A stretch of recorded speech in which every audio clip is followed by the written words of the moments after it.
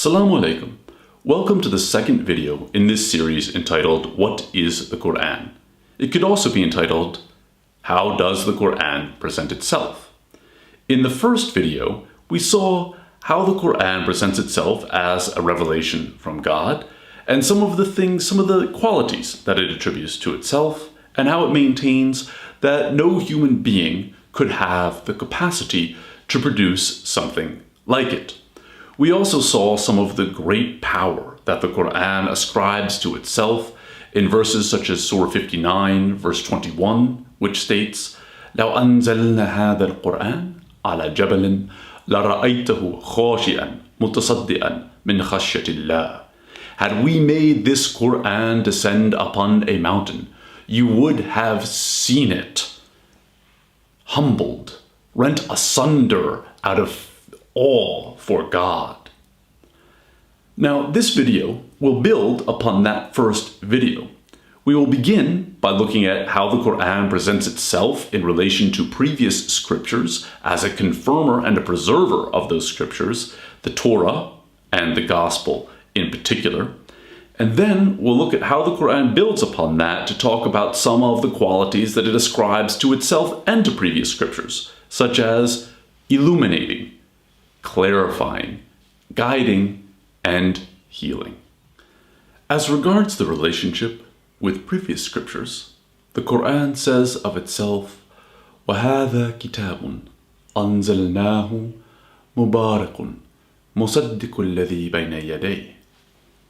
This is a blessed book that we have sent down, confirming what was before it. Likewise, Surah 3, verses 3 and 4 state, نزل عليك الكتاب بالحق مصدقا لما بين يديه وأنزل التوراة والإنجيل من قبل هدى للناس وأنزل الفرقان. That is, in English, He sent down the book upon you in truth, confirming what was before it, and He sent down the Torah and the Gospel before, as guidance for mankind, and He sent down the criterion, which is the Furqan, and that is interpreted as being one of the names of the Quran, something that we'll cover in a later video. Now here in verses 692 and verse 3:3, the phrase what was before, ma bayna yaday, is understood as referring to previous scriptures, that is, to all previous revelation.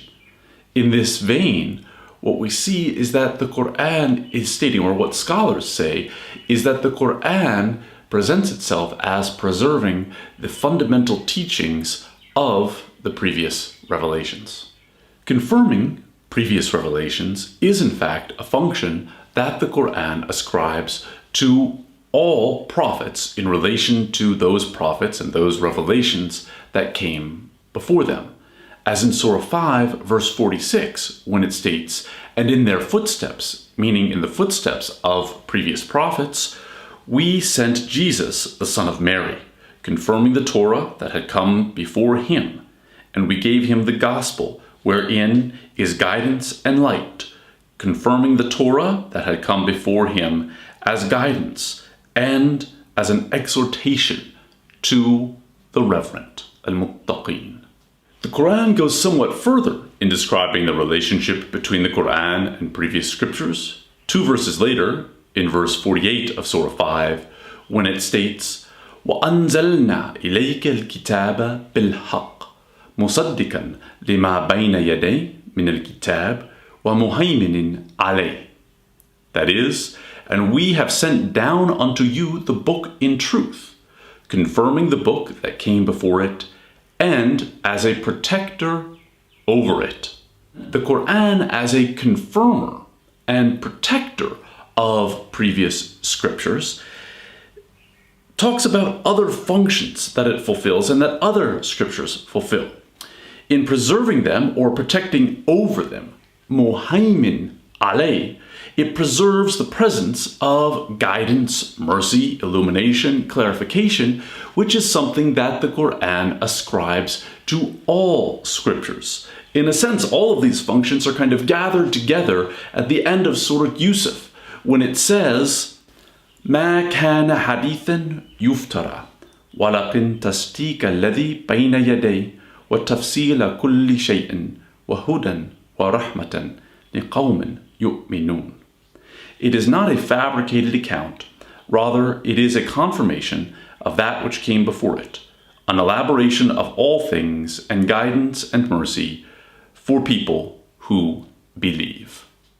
That the Quran preserves, protects, and confirms previous scriptures means that it also preserves some of the things that previous religious communities are accused of having obscured from their scriptures or of having forgotten.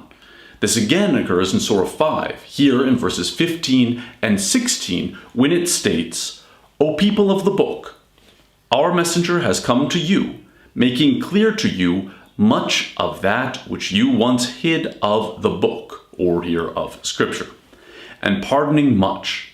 There has come unto you from God a light and a clear book, whereby God guides whosoever seeks his contentment unto the ways of peace, and brings them from layered darkness into light, min adh-dhulumati ila an-nur, by his leave, and guides them unto a straight path.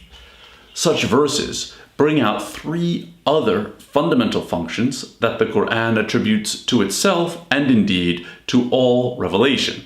That is, illuminating and clarifying or making clear and guiding.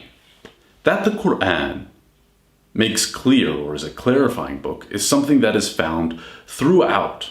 For example, the Quran refers to itself as the clear book, Al-Kitab al-Mubin, or more literally, the book that makes clear, in 7 different verses.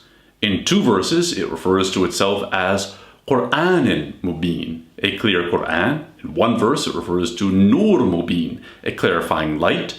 And in 4 different verses, the Quran says that the Prophet has come with Al-Balagh al-Mubin, that is, the clear proclamation, or the proclamation that makes clear. In this vein, some scholars have said that one of the central verses of the Quran is Surah 16, verse 89, which states, وَنَزَّلْنَا عَلَيْكَ الْكِتَابَ تِبْيَانًا لِكُلِّ شَيْءٍ وَهُدًى وَرَحْمَةً وَبُشْرًا لِلْمُسْلِمِينَ. That is, we have made the book descend upon you as a clarification, tibyanan, for all things, and as guidance, mercy, and glad tidings for the Muslims, those who submit. As alluded to in Surah 5, verses 15 and 16, that we mentioned before in the video, the Quranic function of making clear is also related to the function of bringing light or of illuminating.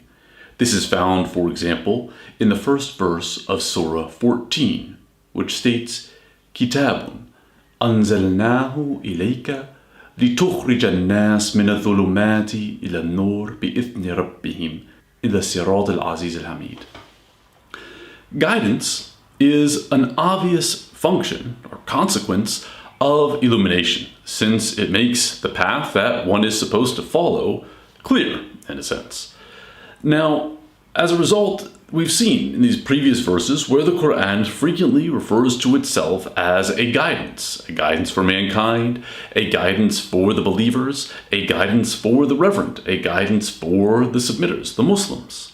In fact, we saw in the previous video, in the very first verse of the first extended passage of the Quran, it states, هَذَا الْكِتَابُ لَا رَيْبَ فِيهِ هُدًى لِلْمُتَّقِينَ.